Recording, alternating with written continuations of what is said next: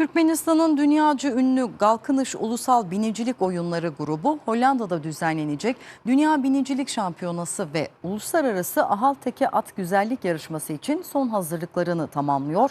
Türkmen halkının milli lideri Gurbanguly Berdimuhamedov şampiyona öncesi sporcularla bir araya gelerek başarı dileklerini iletti.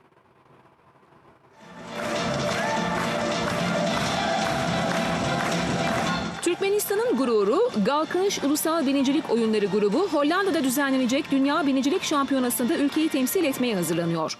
Türkmen halkının milli lideri ve Halk Maslahatı Başkanı Gurbanguly Berdimuhamedov genç binicilerle bir araya geldi.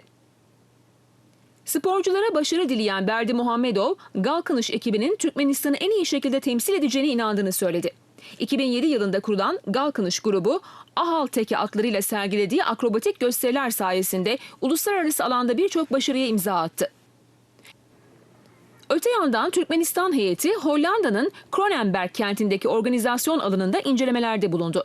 Türkmenistan şampiyonada yalnızca sportif başarısını değil, UNESCO listesinde yer alan Ahal Teke atı yetiştiriciliği geleneğini de dünyaya tanıtmayı hedefliyor.